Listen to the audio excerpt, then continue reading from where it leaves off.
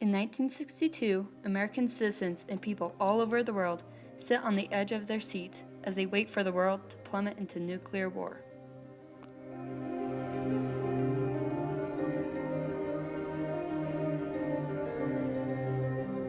Over a terrifying 13-day period in October 1962, a threat of a nuclear war was on the brink of existence.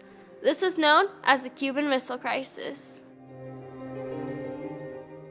When John F. Kennedy was President of the United States in 1962, he was faced with standing off against the leader of the Soviet Union, Nikita Khrushchev, about nuclear war missiles that were placed in Cuba.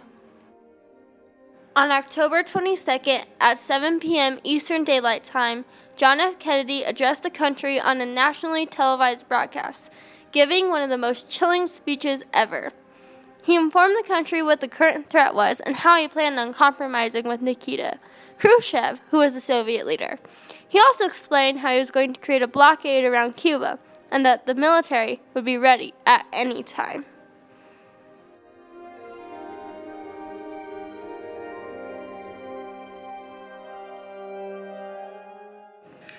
Within the past week, unmistakable evidence has established the fact that a series of offensive missile sites is now in preparation on that imprisoned island. The purpose of these bases can be none other than to provide a nuclear strike capability against the Western Hemisphere.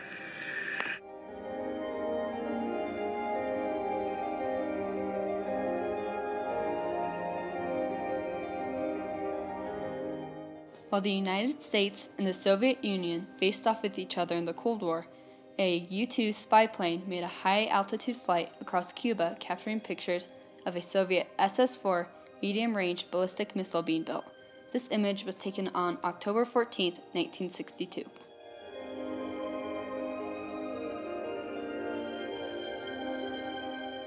Once John F. Kennedy was told about the current situation, he took action, bringing together a group of his advisors. This was later known as XCOM.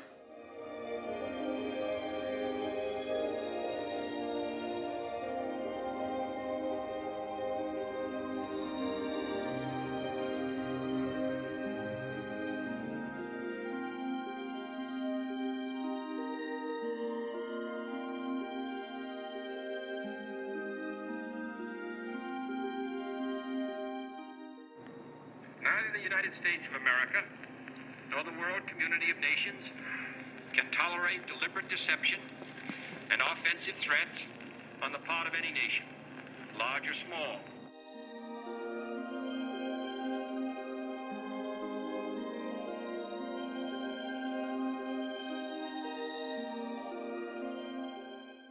After deep consideration and thought of invading Cuba, he turns to former President and General Dwight D. Eisenhower. General, what's your judgment as to the chances they'll fire these things off if we invade Cuba?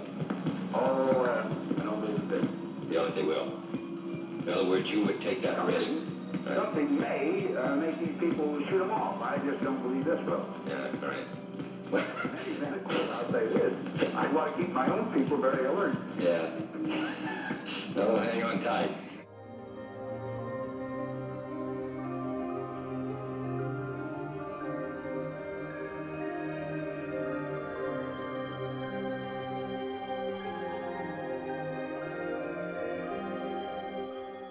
The Soviet Union had long felt uneasy about the number of nuclear missiles that were targeted at them from countries like West Europe and Turkey. Nikita Khrushchev had planned on sending those missiles to Cuba to increase the percentage of accurate missiles launched from the Soviet Union. They kept it a secret because if the U.S. knew missiles were going to Cuba, we'd stop them.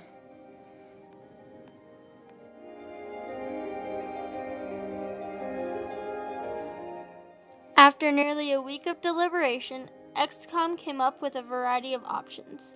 One of those options was a full bombing attack on the missile sites and a full invasion of Cuba.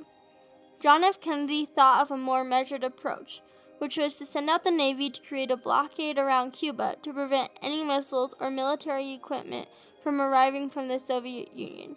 He then would send an ultimatum for the missiles that were already in Cuba. On October 24th, a crucial moment of the crisis unfolded when Soviet ships headed towards the U.S. vessels, creating the blockade around Cuba. The U.S. became prepared for attack if necessary, but the Soviet ships stopped short of the blockade.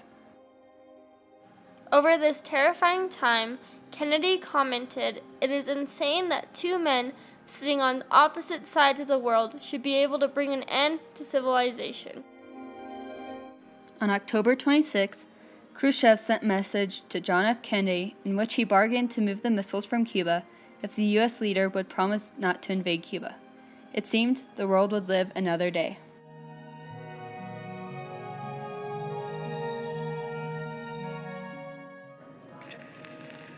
Thank you and good night.